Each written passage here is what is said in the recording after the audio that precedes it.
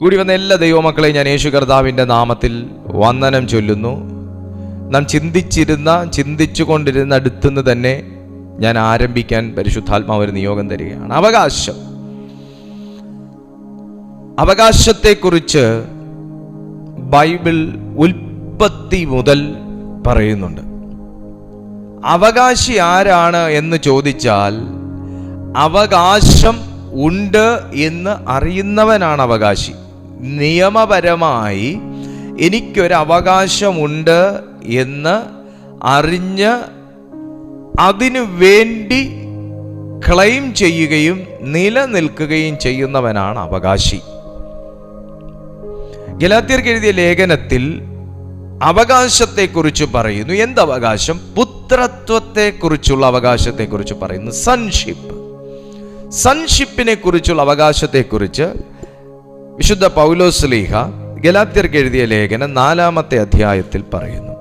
അതിൽ 1-ാമത്തെ വാക്യം ഇങ്ങനെയാണ്: അവകാശി സർവത്തിനും യജമാനൻ എങ്കിലും ശിശുവായിരിക്കുന്നിടത്തോളം ദാസനേക്കാൾ വിശേഷതയുള്ളവനല്ല.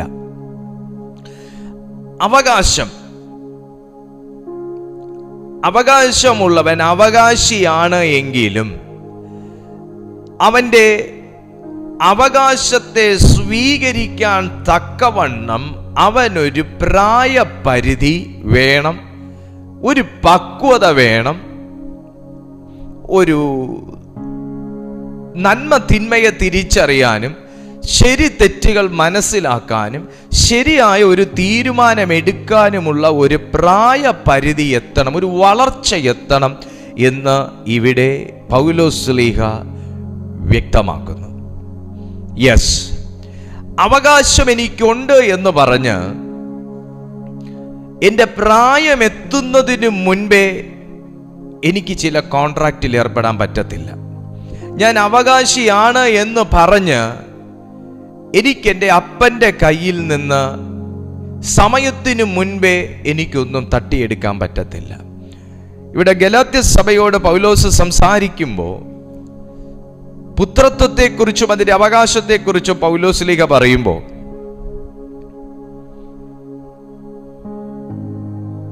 പൗലോസ് ഒരു ആദിയും കൂടെ അവിടെ പങ്കുവെക്കുന്നുണ്ട്. ഞാൻ അധ്വാനിച്ചത് മുഴുവൻ വെറുതെ ആകുമോ എന്ന് ഇപ്പോൾ ഞാൻ ഭയപ്പെടുന്നു.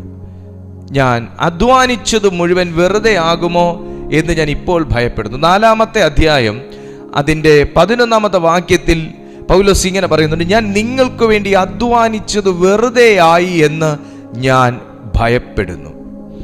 ദൈവം ഭയപ്പെടുന്ന ഒരു കാര്യമുണ്ട്. എന്താണെന്നറിയാവോ?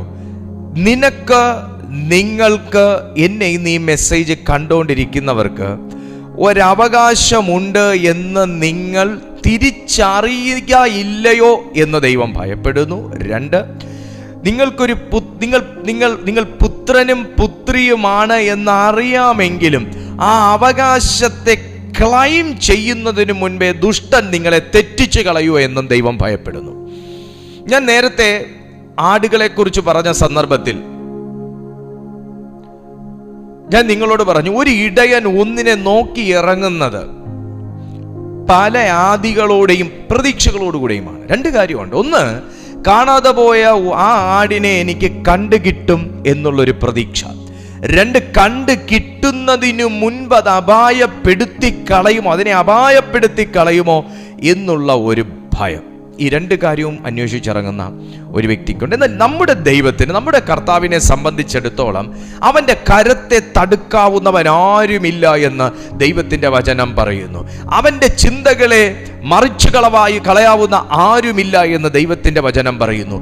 ലോകത്തിൻ്റെ ഇടയന് അത്രയും ആശങ്കയുണ്ട്. ലോകത്തിലെ ഇടയന് ആ ആശങ്ക ഉണ്ടായേ പറ്റൂ. എന്നാൽ സർവശക്തനായ ദൈവത്തിന്, നമ്മെ നോക്കി ഇറങ്ങി വന്ന പുത്രനാകുന്ന കർത്താവിന്, ആ പുത്രൻ കർത്താവിന് നമ്മെക്കുറിച്ചൊരാശങ്കയില്ല. എന്നാൽ നിനക്ക് അവനെക്കുറിച്ചൊരാശങ്ക വേണം. ആ പുത്രൻ നിനക്ക് പകർന്നു തന്ന ആ പുത്രത്വത്തെ, അപായപ്പെടുത്താൻ ശ്രമിക്കുന്നവൻ കീഴ്പ്പെടുത്തി കളയുമോ എന്ന ഒരാശങ്ക ഇന്ന് ഈ സന്ദേശം കേൾക്കുന്നവർക്ക് വേണം. ഇന്ന് ഞാൻ ആത്മാവിൽ ഈ ദൂത് കൈമാറുമ്പോൾ, പ്രിയപ്പെട്ട സുഹൃത്തെ, നിന്നെ തേടി ഇറങ്ങി വന്നിട്ട് നിനക്കൊരു സ്ഥാനവും മാനവും തന്ന ഒരു ദൈവമുണ്ട്. സാത്താൻ ക്ലൈം ചെയ്യുന്നത് മുഴുവൻ ആ സൺഷിപ്പിനെയും ആ അതോറിറ്റിയെയും ആ അവകാശത്തെയും നിന്നിൽ നിന്ന് എടുത്തു കളയാനാണ്. ഇന്ന് സ്വർഗം ആരിലേക്കൊക്കെയോ നോക്കി പറയുന്നു, ഒരു പുത്രത്വത്തിന്റെ അവകാശം നിന്നിലേക്ക് മടങ്ങി വരാൻ പോവുകയാണ്. നിന്നിൽ നിന്ന് നീങ്ങി നിൽക്കുന്ന ചില അവകാശങ്ങൾ നിന്നിലേക്ക് ദൈവാത്മാവ് മടക്കി വരുത്താൻ പോവുകയാണ്. നിന്റെ അവകാശങ്ങളെ തട്ടിയെടുക്കാൻ ശ്രമിക്കുന്നവരുടെ മുമ്പിൽ ദൈവത്തിന്റെ അവകാശം നിന്റെ ജീവിതത്തിൽ പ്രവർത്തിക്കാൻ പോവുകയാണ്. നോക്കൂ, അധ്വാനിച്ചത് വെറുതെയാകുന്നത് എപ്പോഴാണ്? അവകാശത്തിൽ നിന്ന് അകലുമ്പോഴാണ്. അവകാശി സർവത്തിനും യജമാനനെങ്കിലും ശിശുവായിരിക്കുന്നിടത്തോളം ദാസനേക്കാൾ ഒട്ടും വിശേഷതയുള്ളവനല്ല. ശൈശവാവസ്ഥയിൽ നിന്ന് ഉയരുന്ന ഒരു സമയമാണ് വളർച്ചയുടെ കാലഘട്ടം എന്ന് പറയുന്നത്. ഒരു കുട്ടിയും ജനിച്ചതുപോലെ ഇരിക്കാറില്ല, അവൻ വളരും. എന്നാൽ അവന്റെ വളർച്ചയുടെ ഓരോ വർഷം കഴിയുന്തോറും അവൻ അവന്റെ അവകാശത്തിലേക്ക് വളർന്നുകൊണ്ടിരിക്കുകയാണ്. സുഹൃത്തെ, നിങ്ങളെ ദൈവം വിളിച്ചു. നിങ്ങൾ ആരും വിളിച്ച വിളിയിൽ ഇപ്പൊ കുരുടടിച്ചിരിക്കുന്നില്ല. ഓരോ വർഷം കഴിയുന്തോറും, ഓരോ ദിവസം കഴിയുന്തോറും, ഓരോ മിനിറ്റ് കഴിയുന്തോറും, പ്രിയപ്പെട്ട സുഹൃത്തെ, പ്രിയപ്പെട്ട കുടുംബമേ, നിങ്ങളെ ആ ദൈവിക അവകാശത്തിലേക്ക് നിങ്ങളെ വളർത്തിക്കൊണ്ടിരിക്കുകയാണ്. ശിഷ്യന്മാരെ കർത്താവ് തെരഞ്ഞെടുത്തു. അടുത്ത ദിവസം ശുശ്രൂഷയും അപ്പോസ്തലത്വവും അവരെ ഏൽപ്പിച്ചോ ഇല്ലയോ? ഏൽപ്പിച്ചില്ല. കർത്താവിനോട് കൂടെ അവർ കൂടിയ അല്ല, കർത്താവ് അവരെ വിളിച്ച വിളിയുടെ ആ സെക്കൻഡ് മുതൽ അവരുടെ അവകാശത്തിലേക്ക് അവർ വളരുകയായിരുന്നു. അവരുടെ അവകാശത്തിലേക്ക്. കാരണം നാളെ അവരെ ഒരു ശിഷ്യത്വത്തിലേക്ക് കർത്താവ് തിരഞ്ഞെടുക്കുമെന്നും അവരെ ഒരു പ്രത്യേക അതോറിറ്റി അവരെ ഏൽപ്പിക്കുമെന്നും അവർക്കറിയാം. ആ ഒരു നിയോഗം ഏറ്റെടുക്കാൻ വേണ്ടി കർത്താവും അവരെ വളർത്തുകയായിരുന്നു. ഇനി നിങ്ങളൊന്ന് കണക്ക് കൂട്ട്. പത്രോസിനെ പടകിൽ നിന്ന് വിളിച്ച ആ സെക്കൻഡ് മുതൽ, ആ ദിവസം മുതലല്ല, ആ സെക്കൻഡ് മുതൽ അവന്റെ വളർച്ച ആരംഭിച്ചു കഴിഞ്ഞു. എന്താ? ഭാവിയിൽ ഒരപ്പോസ്തലനാകാനുള്ള ആ അവകാശത്തിലേക്ക്, ആ ശുശ്രൂഷയിലേക്ക് കർത്താവ് അവനെ വളർത്തിക്കൊണ്ടേ ഇരിക്കുകയായിരുന്നു. ഓരോ സെക്കൻഡും പത്രോസിനെ സംബന്ധിച്ച് പ്രതീക്ഷകളുള്ളതായിരുന്നു. ഓരോ ദിവസവും പ്രതീക്ഷകളുള്ളതായിരുന്നു. ഓരോ വർഷവും പ്രതീക്ഷകളുള്ളതായിരുന്നു. ഞാൻ ആത്മാവിൽ ഒരു ദൂത് പറയുകയാണ്. നിന്റെ സെക്കൻഡുകൾ നഷ്ടമായി പോകുന്നത് എപ്പോഴാണെന്നറിയാമോ? നിന്റെ മിനിറ്റുകൾ നഷ്ടമായി പോകുന്നത് എപ്പോഴാണെന്നറിയാമോ? നിന്റെ മണിക്കൂറുകൾ നഷ്ടമായി പോകുന്നത് എപ്പോഴാണെന്നറിയാമോ? നിന്റെ ദിവസങ്ങൾ നഷ്ടമായി പോകുന്നത് എപ്പോഴാണെന്നറിയാമോ? വർഷങ്ങൾ നഷ്ടമായി പോകുന്നത് എപ്പോഴാണെന്നറിയാമോ? നിന്നിലൊരു വിളി ഇല്ല എന്ന് നിനക്ക് തോന്നുമ്പോഴാണ്. എന്നാൽ വിളിയുള്ളവന് സെക്കൻഡുകൾ പോലും ലാഭമായി മാറും. വിളിയുള്ളവന് മിനിറ്റുകൾ പോലും പ്രതീക്ഷയുള്ളതായി മാറും. വിളിയുള്ളവന് മണിക്കൂറുകൾ പോലും വളർച്ചയുടേതായി മാറും. യേശുവിന്റെ നാമത്തിൽ ഈ ദൈവശബ്ദം നീ സ്വീകരിക്കുക. ദൈവം പേർ പറഞ്ഞ് വിളിച്ച നീ ഈ ദൈവശബ്ദം സ്വീകരിക്കുക. നിന്റെ മിനിറ്റുകൾക്ക് വിലയുണ്ടാകാൻ പോവുകയാണ്. നിനക്ക് നഷ്ടപ്പെട്ടുപോയ സംവത്സരങ്ങൾ എന്റെ ദൈവം മടക്കി തന്നിരിക്കും. നഷ്ടപ്പെട്ടുപോയ ആണ്ടുകൾ മടക്കി തന്നിരിക്കും. നഷ്ടപ്പെട്ടുപോയ അവകാശങ്ങൾ മടക്കി തന്നിരിക്കും. നഷ്ടപ്പെട്ടുപോയ ആത്മീയ സന്തോഷം മടക്കി തന്നിരിക്കും. സെക്കൻഡുകൾ വില. ഓ, അതൊരു വലിയ ദൈവശബ്ദമാണ്. ഞാൻ സ്വീകരിക്കുന്നു യേശുവിന്റെ നാമം. എൻ്റെ ജീവിതത്തിൽ എൻ്റെ കർത്താവേ, നല്ല ഒരു ശതമാനം സമയം പാഴേ കളഞ്ഞവനാണ് ഞാൻ. നല്ലൊരു സമയം നഷ്ടപ്പെട്ടു പോയതാ. പക്ഷെ ഇനി ഞാൻ ആ വാക്ക് പറയുകയല്ല. ഇന്നത്തെ ദൂത് എനിക്കും കൂടെ ഉള്ളതാണ്. ഞാൻ യേശുവിൻ്റെ നാമത്തിൽ ആ ദൂതിനെ സ്വീകരിക്കുകയാണ്. സെക്കൻഡുകൾ പോലും വിലയുള്ളതായി മാറാൻ പോകുന്നു. അവകാശമുള്ളവന് സകലത്തിന്മേലും ക്ലൈം ചെയ്യാം മോനെ.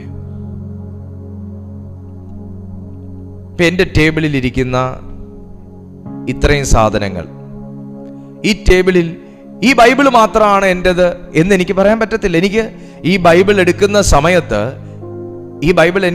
സമയത്ത് എനിക്ക് ഇതിനകത്തൊരു വാക്ക് നോട്ട് ചെയ്യണമെങ്കിൽ എൻ്റെ പെൻ ബോക്സിൽ നിന്ന് എനിക്കൊരു പെൻസിലോ പേനയോ എനിക്കൊരു ലൈനറോ എനിക്ക് എന്ത് വേണമെങ്കിലും എനിക്ക് എടുക്കാം, ഒരു മാർക്കറോ എന്ത് വേണമെങ്കിലും എനിക്ക് എടുക്കാം. Praise to Jesus. ഞാൻ യൂസ് ചെയ്യുന്ന ഫോണ്, എനിക്ക് അതിനകത്ത് കോൾ വിളിക്കാൻ മാത്രമേ പാടുള്ളൂ. ഈ ഫോൺ എൻ്റെതാ, പക്ഷേ കോൾ മാത്രമേ എടുക്കാൻ പാടുള്ളൂ. നോ, എനിക്കതിന് ഏത് ആപ്സ് വേണമെങ്കിലും എനിക്ക് യൂസ് ചെയ്യാം. Because this phone is mine. എൻ്റേതാണ് എന്നൊരു ബോധം എനിക്കുണ്ടെങ്കിൽ, ഞാൻ കർത്താവിൻ്റെ പുത്രനാണെന്നൊരു ബോധം ഉണ്ടെങ്കിൽ, എനിക്ക് കർത്താവെ കരുണയുണ്ടാകണേ, കരുണയുണ്ടാകണേ, കരുണയുണ്ടാകണേ. ആ ഒരവസ്ഥയിൽ നിന്ന്, ശൈശവാവസ്ഥയിൽ നിന്ന് ഞാൻ മാറും. മോനെ മോളെ, കരുണയുള്ളത് കൊണ്ടാണ് എന്നെയും നിങ്ങളെയും ദൈവം വിളിച്ചത്. എന്നെ കേൾക്കുന്ന പ്രിയപ്പെട്ട ആന്റിമാരെ, എന്നെയും നിങ്ങളെയും ഒക്കെ ദൈവം വിളിച്ചത് കരുണയുള്ളത് കൊണ്ടാണ്, കനിവുള്ളത് കൊണ്ടാണ്. ഇനി കരുണയുണ്ടാകണേ, ഇനി കരുണയുണ്ടാകണേ, കനിവുണ്ടാകണേ എന്ന് പറയാൻ വേണ്ടിയിട്ടുള്ളവരല്ല ഞാനും നിങ്ങളും. അത് ദാസ്യത്വത്തിന്റെ ഒരവസ്ഥയിലേക്ക് പോകുകയാണ്. വീണ്ടും പുത്രത്വത്തിൽ നിന്ന് താഴേക്ക് പോവുകയാണ്. എന്നാൽ താഴെന്ന് മുകളിലേക്ക് വരണമെന്നാണ് ദൈവം എന്നെ നിങ്ങളെയും കുറിച്ച് ആഗ്രഹിക്കുന്നത്. ഒരു വൃക്ഷം എങ്ങോട്ടാ വളരുന്നേ? ഒരു വൃക്ഷം മുകളിലോട്ടാ വളരുന്നേ.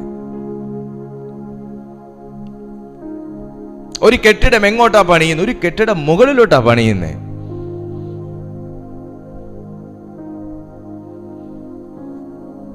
Price to Jesus. എന്നതുപോലെ പുത്രത്വത്തിൽ, സൺഷിപ്പിൽ നിൽക്കുന്ന വ്യക്തിക്ക് ഈ ഒരു ടേബിളിന്റെ കേസ് പറഞ്ഞതുപോലെ, ഞാൻ ഒരു കാര്യം യൂസ് ചെയ്യുമ്പോൾ എനിക്കതിൻ്റെ കംപ്ലീഷന് വേണ്ടി, ഞാനൊരു ബൈബിൾ വായിക്കുന്നു, എനിക്കൊരു റെഫറൻസ് നോട്ട് ചെയ്യണം, എനിക്ക് എൻ്റെ പെൻ ബോക്സിൽ നിന്ന് ഒരു പെൻ എടുക്കാം. ഇവിടെ ഇരിക്കുന്ന കെറ്റിലിൽ നിന്ന് എനിക്കൊരു ഗ്ലാസ് വെള്ളം ഒഴിച്ചു കുടിക്കണമെങ്കിൽ എനിക്ക് ഒഴിച്ചു കുടിക്കാം. എനിക്ക് ഈ പ്രിമിസസ് മുഴുവൻ എനിക്ക് യൂസ് ചെയ്യാൻ പറ്റും. ബിക്കോസ് ദിസ് ഇസ് മൈൻ, ഇതെൻ്റേതാണ്. അതുപോലെയാണ് പുത്രന്റെ കാര്യം. എൻ്റെ മക്കൾ എൻ്റെ കൂടെ താമസിക്കുന്നു, ഒരു പെണ്ണ് വേണമെങ്കിൽ അപ്പുറത്തെ വീട്ടിൽ പോയി ചോദിക്കത്തില്ല.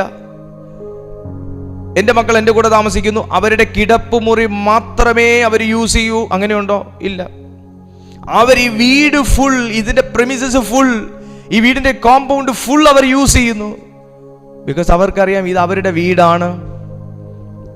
വീടാണ്. അവർക്ക് റെസ്ട്രിക്ഷൻ വെച്ചിട്ടുള്ള കാര്യങ്ങളിൽ മാത്രമല്ലാതെ അവർ ബാക്കി ഒന്നിലും റെസ്ട്രിക്റ്റഡ് അല്ല. ഞാൻ സംസാരിച്ചുകൊണ്ടിരിക്കുന്ന സമയത്ത് അപ്പ ഈ മൈക്ക് ഇങ്ങോട്ട് താന്ന് പറഞ്ഞിട്ട് അവർക്ക് വന്ന് പിടിച്ചു മേടിച്ച് സംസാരിക്കാൻ പറ്റത്തില്ല, കാരണം ഞാൻ റെസ്ട്രിക്റ്റ് ചെയ്തിട്ടുണ്ട്.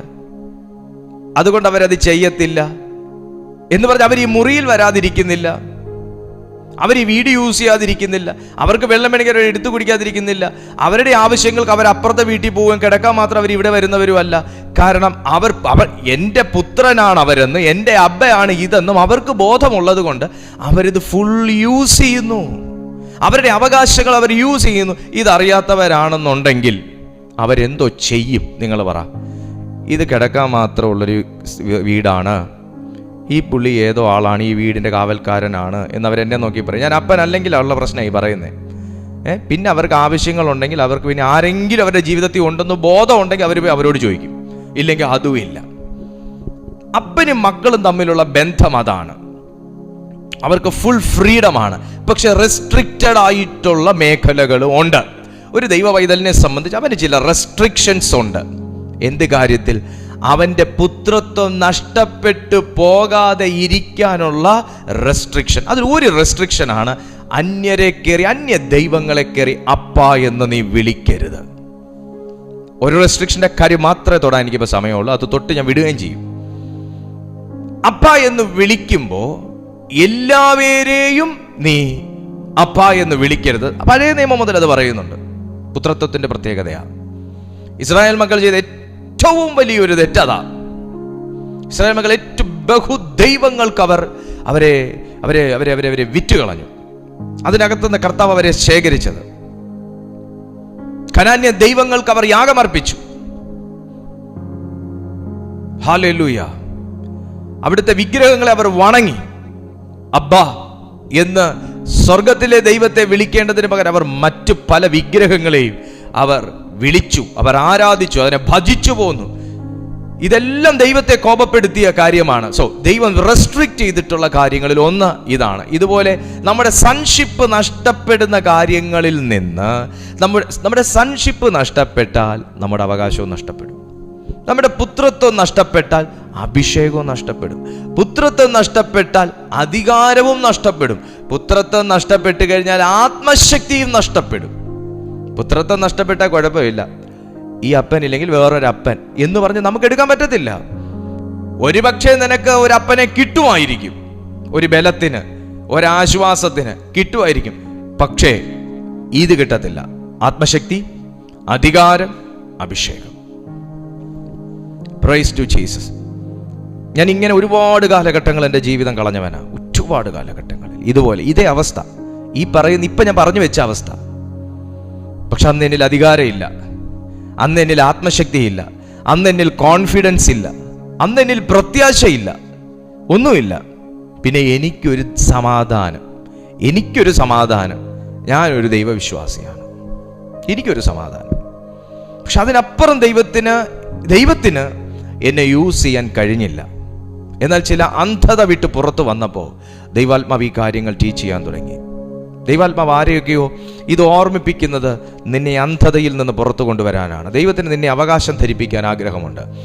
ആ മനുഷ്യൻ്റെ കയ്യിൽ, നമ്മൾ നേരത്തെ പറഞ്ഞ ആ ധൂർത്തപുത്രൻ്റെ കാര്യം തന്നെ, അവൻ്റെ കയ്യിൽ സമ്പത്തുള്ള കാലഘട്ടങ്ങളിൽ അവൻ സ്വയം ഒരു രാജാവായിരുന്നു. ഏത് രാജാവ്? കിരീടമില്ലാത്ത രാജാവ്. മൂക്കില്ല രാജ്യത്തെ മുറിമുക്കൻ രാജാവ്. കിരീടമില്ലാത്ത സ്വയം അവൻ അഭിമാനിച്ചു, ഞാനൊരു രാജാവാ, ഞാനൊരു കൊച്ചു മുതലാളിയാ. പക്ഷേ കയ്യിലിരുന്ന പണമൊക്കെ അങ്ങോട്ട് തീർന്നപ്പോ അവനിൽ നിന്ന് മെല്ലെ സമാധാനം നഷ്ടപ്പെടാൻ തുടങ്ങി. പിന്നെ ആയപ്പോൾ ഒറ്റപ്പെടൽ അനുഭവപ്പെടാൻ തുടങ്ങി. പിന്നെ ആയപ്പോൾ കയ്യിലുള്ള പണം എങ്ങനെയെങ്കിലൊക്കെ പണം സമ്പാദിച്ച് എന്തെങ്കിലുമൊക്കെ മേടിച്ച് കഴിച്ചാലും അവന് വിശപ്പടങ്ങാത്തൊരവസ്ഥ വന്നു. ഏത് വിശപ്പാ? വിശപ്പടങ്ങുന്നില്ല. എത്ര അവൻ TV കണ്ടിട്ടും അവന് സ്വസ്ഥതയില്ലാത്തൊരവസ്ഥ.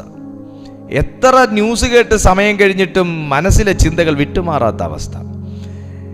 എത്ര അവൻ സ്വന്തം ബോധം മറയുമാറ് അവൻ വീഞ്ഞു കുടിച്ചിട്ടും അവനൊന്നും മറക്കാൻ പറ്റാത്ത അവസ്ഥ. പഴമയുടെ ഓർമ്മകൾ തികട്ടി വരുന്നു. കാരണം എന്താ? അവകാശത്തിൽ നിന്നും എത്രയോ വിദൂരതയിലാണ് ഇപ്പോൾ ഈ മകന്റെ വാസം. സ്തോത്രം. ഒരു പരീക്ഷണാടിസ്ഥാനത്തിൽ എടുത്തു നോക്കൂ. ഒരാഴ്ച, അത്രയൊന്നും പോകത്തില്ല, ഒരാഴ്ച ദൈവവുമായിട്ട് ബന്ധമില്ലാത്ത ഈ അവകാശത്തിൽ നിന്നൊന്ന് അകന്നിരുന്ന് നോക്കൂ. അന്നേരം അറിയാം ഞാൻ ഈ പറയുന്ന മെസ്സേജിന്റെ ആഴം എത്രയാണ്. ഒരു സ്വസ്ഥത ഉണ്ടാവത്തില്ല കുഞ്ഞെ. സമാധാനത്തിന് ഇനി ആരൊക്കെ വന്നു നിന്ന് നിങ്ങളെ ചിരിപ്പിച്ചു എന്ന് പറഞ്ഞാൽ നിങ്ങളുടെ ഹൃദയം, നിങ്ങളുടെ ആത്മാവ് സന്തോഷിക്കത്തില്ല, ഹൃദയം സന്തോഷിക്കത്തില്ല, മനസാക്ഷി സന്തോഷിക്കത്തില്ല.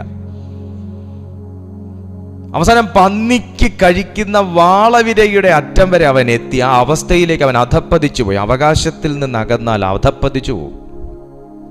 ദൈവകൃപയിൽ നിന്ന് അകന്നാൽ അധപ്പതിച്ചു പോകും. ദൈവിക സത്യത്തിൽ നിന്ന് അകന്നു മാറിയാൽ അധപ്പതിച്ചു പോകും.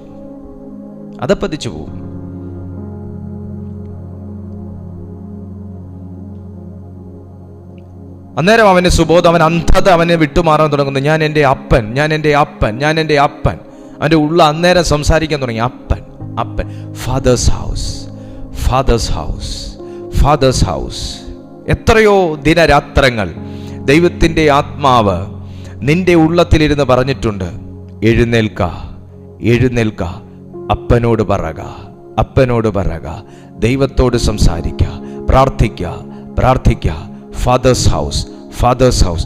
ദൈവഭവനത്തിലേക്ക് ചെല്ലാൻ എത്ര കാലം ദൈവം നിന്നോട് സംസാരിച്ചിട്ടുണ്ട്. ദൈവസന്നിധിയിലേക്ക് കടന്നു വരാൻ എത്ര പ്രാവശ്യം പരിശുദ്ധാത്മാവ് നിന്നെ വെൽക്കം ചെയ്തിട്ടുണ്ട്. Fathers house. ഭവനത്തിലേക്കുള്ള ഒരു വിളി. ഞാൻ ഇനി ഒരു കാര്യം പറയട്ടെ. ഞാൻ ഇങ്ങനെ മനസ്സിലായി, എനിക്ക് അപ്പൻ്റെ പ്രായമൊന്നും എനിക്ക് അറിഞ്ഞുകൂടാ, എനിക്ക് ബൈബിളിൽ വായിച്ചുള്ള പരിചയമേ ഇതൊരു നല്ല അപ്പനാണെന്ന്. ഞാനൊരു കാര്യം പറയാം. ഇവൻ നടക്കുമ്പോൾ, ഇവൻ ഈ പണവും ചെലവഴിച്ച് ഇവൻ സുഖലോലുപതകൾ തേടി ഇവൻ നടക്കുമ്പോൾ, ആ മനുഷ്യൻ നടക്കാൻ പോകാതെ ഏതോ മുറിക്കകത്ത് മുട്ടുമടക്കിയിരിക്കുകയായിരുന്നു. പല വീട് വിട്ട് നടക്കുകയും വീട്ടുകാരെ അനുസരിക്കാതെ നടക്കുകയും പാസ്റ്ററെ അനുസരിക്കാതെ നടക്കുകയും സഭയ്ക്കകത്ത് കയറാതെ നടക്കുകയും ദൈവവചനത്തെ കൈക്കൊള്ളാതെ നടക്കുകയും ദൈവനിഷേധികളായി നടക്കുകയും ചെയ്യുന്ന ആരെങ്കിലുമൊക്കെ നിങ്ങളുടെ വീട്ടിലുണ്ടെങ്കിൽ അവർ ഇന്ന് കിട്ടിയത് കൊണ്ട് ഓണം പോലെ എന്നുള്ള രീതിയിൽ അവർ ജീവിക്കുകയും ദൂർത്തടിച്ച് ജീവിക്കുകയും വീട് മറന്ന് ജീവിക്കുകയും ഭാര്യയെ മറന്ന് ജീവിക്കുകയും മക്കളെ മറന്ന് ജീവിക്കുകയും സഭ മറന്ന് ജീവിക്കുകയും ഒക്കെ ചെയ്യുന്നെങ്കിലും ഞാനൊരു കാര്യം നിങ്ങളോട് പറയാം. ധൂർത്തുപുത്രനെ ഒരു സ്പൈയെ വെച്ചൊന്നുമല്ല കണ്ടുപിടിച്ചതും അവനെ ഒന്ന് ബ്രെയിൻ വാഷ് ചെയ്ത് വീട്ടിൽ കൊണ്ടുവന്നതും. ഈ മനുഷ്യൻ വീടിനകത്ത് മുട്ടുമടക്കി എന്നുള്ളത് നിശ്ചയമാണ്. ബൈബിൾ പറയുന്നില്ല, പക്ഷെ നിശ്ചയമാണ്. ഈ ചെക്കൻ്റെ ഹൃദയത്തിനകത്ത് ഫാദർ ഫാദർ ഫാദർ, എനിക്കൊരു വീടുണ്ട്, എനിക്കൊരപ്പനുണ്ട്, എൻ്റെ അപ്പൻ കൊടുക്കുന്നവനാ, എൻ്റെ അപ്പന് മനസ്സലിവുള്ളവനാ, എൻ്റെ അപ്പൻ്റെ കൂലിക്കാർ തിന്ന് ശേഷിക്കുന്ന ഒരു തലമ എൻ്റെ അപ്പൻ്റെ സ്വഭാവം, എൻ്റെ അപ്പൻ കൊടുത്താൽ നന്നായിട്ട് കൊടുക്കുന്നവനാ, എൻ്റെ അപ്പൻ മനസ്സലിവുള്ളവനാന്നുള്ളൊരു ബോധം വരണമെങ്കിൽ ഈ ചെക്കൻ്റെ ബുദ്ധിയെ പിടിച്ച എന്തോ ഒരു സാധനമുണ്ട്. ഇവൻ ബുദ്ധി മറഞ്ഞ ഇവൻ വീട്ടിൽ നിന്ന് പണം കണ്ട് പണവും കൊണ്ട് ഇറങ്ങി ഓടിയത്. പക്ഷെ ഇവന്റെ ബുദ്ധിയെ മറച്ച സാധനത്തെ എടുത്തു കളയുന്ന എന്തോ ഒന്ന് ഈ ചെക്കനെ തൊട്ടിട്ടുണ്ട്. അതാണ് ഫാദേഴ്സ് ഹൗസ് എന്ന് അവന് തോന്നാൻ കാരണം. നിങ്ങളുടെ വീട്ടിൽ ഇതുപോലെ ദൈവനിഷേധികളായിട്ടോ ദൈവത്തെ അനുസരിക്കാതെ അറിയാതെയൊക്കെ ഉള്ള ആരെങ്കിലും ഉണ്ടെങ്കിൽ, പലരും തന്നിഷ്ടപ്രകാരം നടക്കുമ്പോൾ നീ എവിടെയും നടക്കാൻ പോണ്ട, നീ വീടിനകത്ത് മുട്ടുമടക്കിയാൽ താനേ അവൻ്റെ അകത്തിരുന്ന് മന്ത്രിക്കും, കേറടാ വീടിനകത്തുനിന്ന്, ചെല്ലടാ നിന്റെ അപ്പൻ്റെ അടുത്തുനിന്ന്, ചെല്ലടാ നിന്റെ സഭയിലെന്ന്, മടക്കട എൻ്റെ സന്നിധിയിൽ മുട്ടെന്ന് ദൈവം സംസാരിക്കും. ദൈവം സംസാരിക്കും. സൺഷിപ്പിലേക്ക് മടക്കി വരുത്താൻ കർത്താവിന് ഭയങ്കര ഇഷ്ടമാണ്. പുത്രത്വത്തിലേക്ക് മടക്കി വരുത്താൻ ദൈവത്തിന് ഭയങ്കര ഇഷ്ടമാണ്. ഞാൻ ബൈബിളിൽ കണ്ടിട്ടുള്ളൊരു കാര്യം, മടക്കി വരുത്തുന്നൊരു ദൈവമാണ്. നഷ്ടപ്പെട്ടു പോയ ആണ്ടുകളെ ദൈവം മടക്കി വരുത്തുന്നത് ബൈബിളിൽ പറയുന്നുണ്ട്. നഷ്ടപ്പെട്ടു പോയ ആരോഗ്യം മടക്കി വരുത്തുന്ന ദൈവം ബൈബിളിൽ പറയുന്നുണ്ട്. നഷ്ടപ്പെട്ടു പോയ അവകാശങ്ങളെ മടക്കി വരുത്തുന്നത് ബൈബിളിൽ പറയുന്നുണ്ട്. പുത്രത്വത്തിൻ്റെ അവകാശം മടക്കി വരുത്തുന്നത് ബൈബിളിൽ പറയുന്നുണ്ട്. നഷ്ടപ്പെട്ടു പോയ ആത്മീയ സന്തോഷം മടക്കി വരുന്നത് പറയുന്നുണ്ട്. കൃപകൾ മടക്കി വരുന്നത് പറയുന്നുണ്ട്. അഭിഷേകം മടക്കി വരുന്നത് പറയുന്നുണ്ട്. അങ്ങനെയല്ല, മടക്കി വരുത്താൻ ഭയങ്കര ഇഷ്ടമുള്ള ദൈവമായതുകൊണ്ട് ഞാൻ ഉറപ്പോടും ധൈര്യത്തോടും ആത്മനിയോഗത്തോടും കൂടെ പറയുന്നു, നിന്റെ ജീവിതത്തിൽ നിന്നിലേക്ക് വന്നു ചേരാനുള്ളതിനെ തടയുകയും മറയ്ക്കുകയും ബന്ധിക്കുകയും കുറുതടി വെക്കുകയും ചെയ്യുന്ന ഏതൊരവസ്ഥയിൽ നിന്നും എൻ്റെ ദൈവം മുട്ടുമടക്കി പ്രാർത്ഥിക്കുന്ന ഒരുവന്റെ വീട്ടിലേക്ക്, കൈകളിലേക്ക്, ജീവിതത്തിലേക്ക് എത്ര വലിയ ഉരുളം കല്ല് വെച്ച് അടച്ചു വെച്ചാലും സ്വർഗം അതിനെ വിളിച്ചു പുറത്തു കൊണ്ടുവരും. ദൈവം സ്നേഹിക്കുന്ന ലാസറിനെ മനുഷ്യ ആചാരപ്രകാരം, യഹൂദന്മാരുടെ ആചാരപ്രകാരം എല്ലാ കാര്യങ്ങളും ചെയ്ത് ശുശ്രൂഷകളും ചെയ്ത് അദ്ദേഹത്തെ കൊണ്ട് കല്ലറയ്ക്കകത്ത് വെച്ചു. പക്ഷെ ദൈവത്തിന് പ്രിയപ്പെട്ടവനവൻ. ദൈവത്തിന് പ്രിയപ്പെട്ടവനവൻ.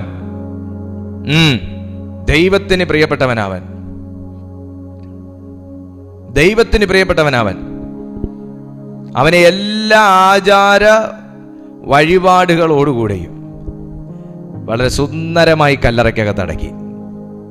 നമ്മളും അങ്ങനെ തന്നെ മരിച്ച വെച്ചുകൊണ്ടൊന്നും ഇരിക്കത്തില്ല കേട്ടോ, നമ്മളും കൊണ്ടടക്കും. പക്ഷെ ദൈവത്തിന് പ്രിയപ്പെട്ടവനാവൻ അവൻ്റെ കാലം ഈ ഭൂമിയിൽ കഴിഞ്ഞു പോയിട്ടില്ല. ആ കല്ലറയ്ക്കകത്ത് നമ്മൾ ചെയ്യുന്ന പോലെ തന്നെ പട്ടിയും പൂച്ചയും ഒന്നും മാന്തി എടുക്കാണ്ടിരിക്കാൻ വേണ്ടി ഏറ്റവും നല്ല ഉറപ്പോടുകൂടെ ആ കല്ലറ അടച്ചു. നല്ലൊരു മനുഷ്യനായിരുന്നു ലാസർ. അതുകൊണ്ട് തന്നെ വല്ല വിധനയും കൊണ്ട് അടക്കിയൊന്നുമില്ല.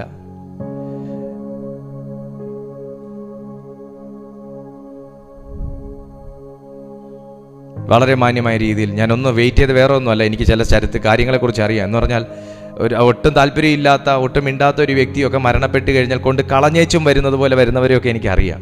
എങ്ങനെയെങ്കിലും കൊണ്ടൊന്ന് കുഴിച്ചിട്ടിട്ട്, എങ്ങനെയെങ്കിലും കൊണ്ടൊന്ന് ദഹിപ്പിച്ച് കളഞ്ഞിട്ട് എന്നുള്ള രീതിയിലൊക്കെ ചെയ്തിട്ടുള്ള ആൾക്കാരെയൊക്കെ എനിക്കറിയാം. അതാ പെട്ടെന്ന് അതിലേക്ക് ചിന്തിച്ചത്. പക്ഷെ ഇവിടെ വളരെ മാന്യമായിട്ട് ആ മനുഷ്യനെ അടക്കി. പക്ഷെ ദൈവത്തിന് പ്രിയപ്പെട്ടവനവൻ.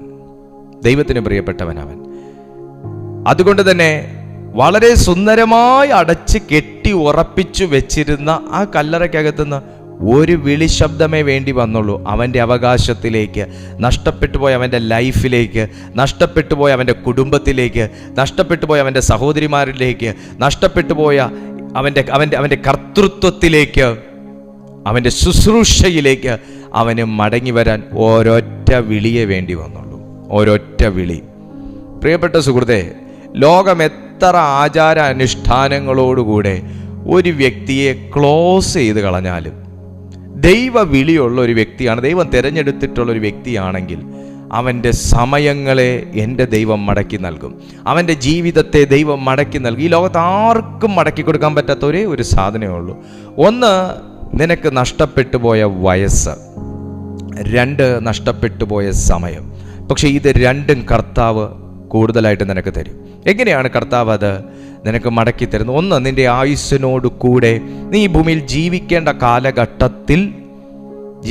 കാലഘട്ടത്തോടുകൂടെ 15 സംവത്സരം ദൈവം കൂട്ടിത്തരും. സമയം മടക്കി കിട്ടിയില്ലേ? വയസ്സ് മടക്കി കിട്ടിയില്ലേ? കൂട്ടിത്തരും. അതോടുകൂടെ നിന്റെ ഹെൽത്തും അത്രയും വർദ്ധിക്കും. ഹിസ്കിയാവിൻ്റെ ജീവിതത്തിൽ നഷ്ടപ്പെട്ടു പോയതായിരുന്നു. പക്ഷേ ദൈവം ആയുസ് വർദ്ധിപ്പിച്ചു, 15 സംവത്സരം വർദ്ധിപ്പിച്ചു. എൻ്റെ സമയവും പോയി, കാലവും പോയി, എൻ്റെ ആരോഗ്യവും പോയി, സൗന്ദര്യവും പോയി എന്നൊക്കെ പറഞ്ഞിരിക്കുന്ന ഒരുപാട് പേരുണ്ട്. ഞാൻ അവരുടെ ശ്രദ്ധയിലേക്കായിട്ടാണ് പറയുന്നത്, ദൈവം വർദ്ധിപ്പിച്ചു തരാൻ വിശ്വസ്തനാണ്.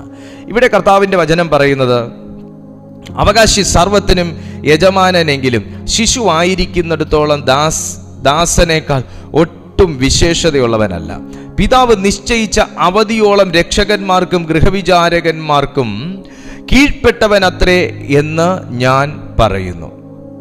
അതുപോലെ നാമും ശിശുക്കളായിരിക്കുമ്പോൾ ലോകത്തിൻ്റെ ആദിപാഠങ്ങളിൽ കീഴ് അടിമപ്പെട്ടിരുന്നു. കർത്താവ് പുത്രത്വത്തിലേക്ക് നമ്മളെ വിളിച്ചിരിക്കുന്നത് അടിമത്തത്തിൽ നിന്നാണ് വിളിച്ചേക്കുന്നത്. കർത്താവ് വിളിച്ചത് എവിടുന്ന? അടിമത്തത്തിലേക്കാണ്. വീണ്ടും നിന്നെ ആ പുത്രത്വത്തിൽ നിന്ന് വലിച്ചോണ്ട് പോകാൻ ശ്രമിക്കുന്നതും പലതിൻ്റെ അടിമത്തത്തിലേക്കാണ്. എന്തുകൊണ്ടാണ് വിശ്വാസത്തിൽ നിൽക്കുന്നവരെ വീഴ്ത്താൻ ഇത്രയും വലിയ പ്രശ്നങ്ങളെന്ന് ചോദിച്ചാൽ, എന്തുകൊണ്ടാണ് വിശ്വാസത്തിൽ ഉറച്ചു നിൽക്കുന്നവരുടെ ജീവിതത്തിൽ ഇത്രമേൽ പോരാട്ടം എന്ന് ചോദിച്ചാൽ, അവനെ വിടുവിച്ചെടുത്ത ഒരു അടിമ നുകത്തിൻ കീഴിൽ പിന്നെയും അവനെ കൊണ്ട് കെട്ടാനാ. അടിമനുകം അവന്റെ കഴുത്തിൽ നിന്ന് അഴിഞ്ഞത് ഇഷ്ടപ്പെടാത്തത് കൊണ്ടാണ്. വചനം പറയുന്നു, നോക്കിയേ, അടിമപ്പെട്ടിരുന്നു. ഏതാ? ന്യായപ്രമാണത്തിന്റെ കീഴിൽ.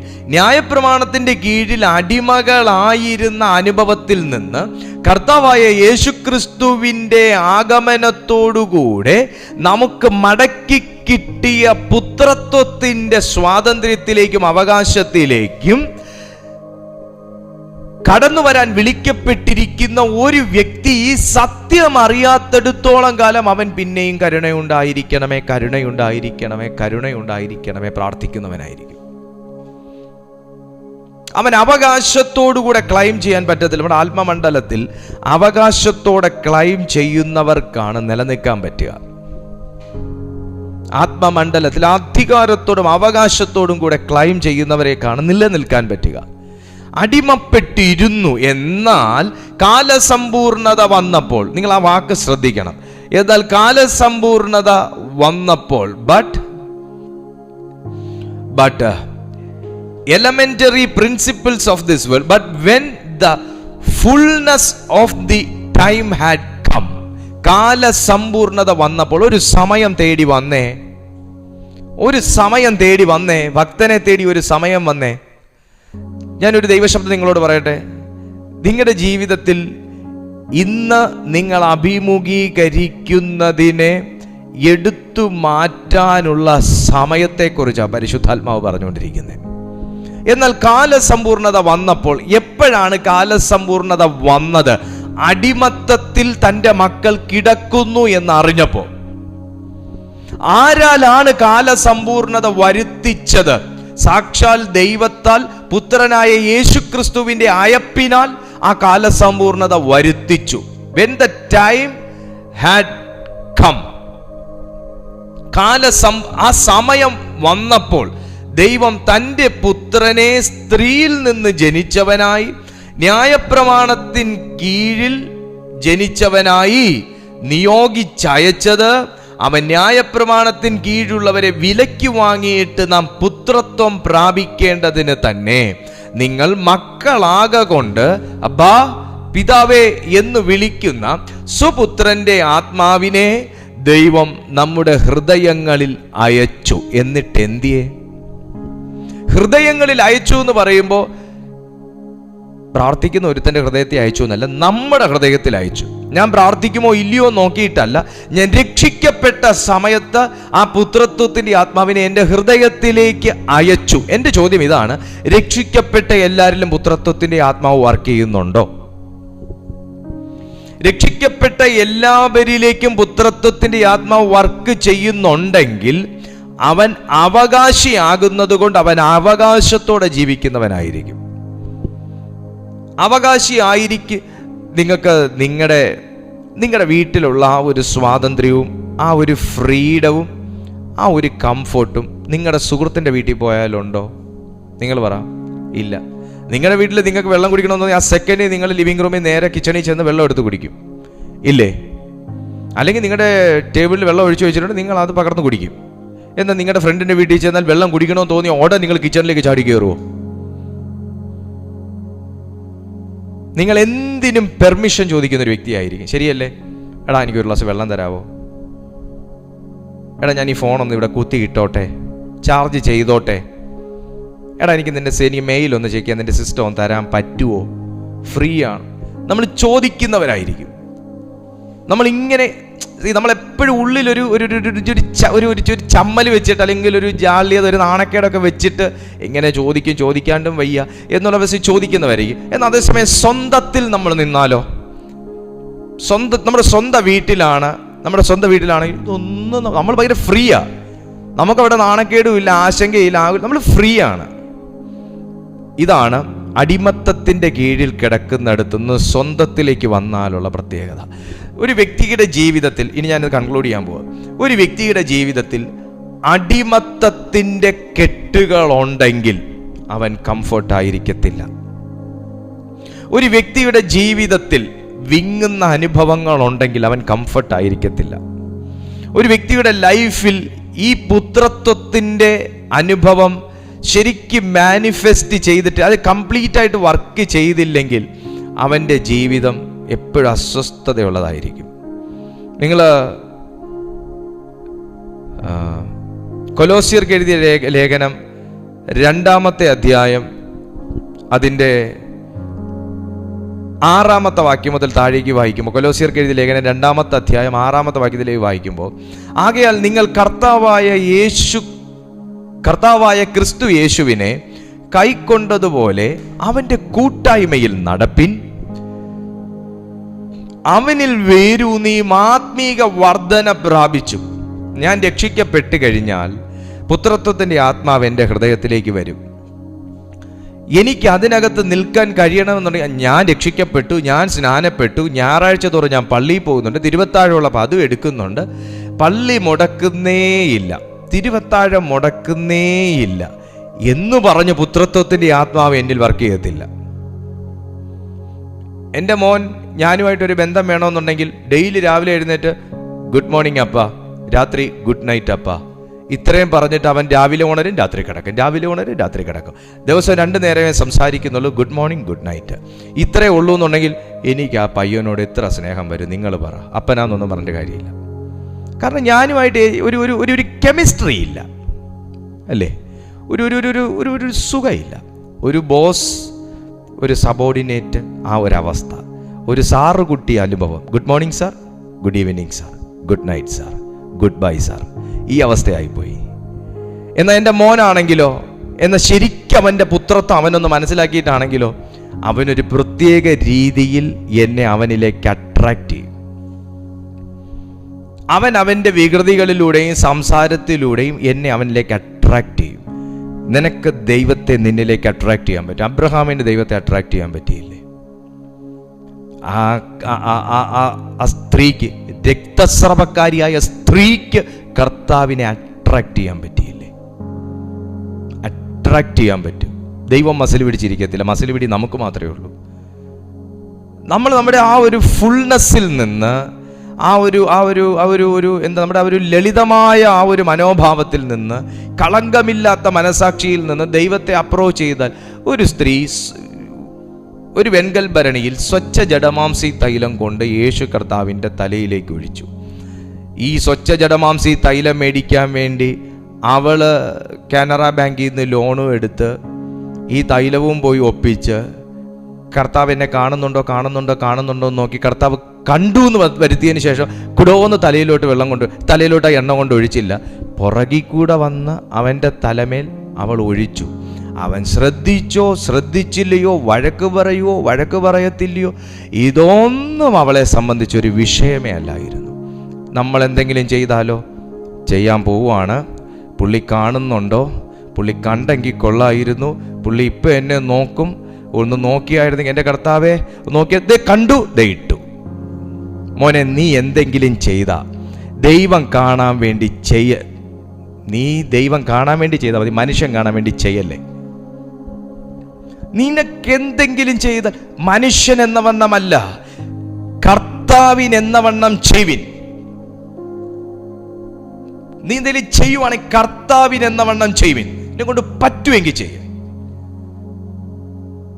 ഞാൻ എന്തോരം അവന് വേണ്ടി പ്രാർത്ഥിച്ചതാ. നീ കർത്താവിനെന്ന വണ്ണം ചെയ്വിൻ. എന്നെ കൊണ്ട് എന്ത് ആദായം ആ കുടുംബത്തിനുണ്ടായിരുന്നതാ, എന്നിട്ട് ഇപ്പോ നീ കർത്താവിനെന്ന വണ്ണം ചെയ്വിൻ. ഹല്ലേലൂയ.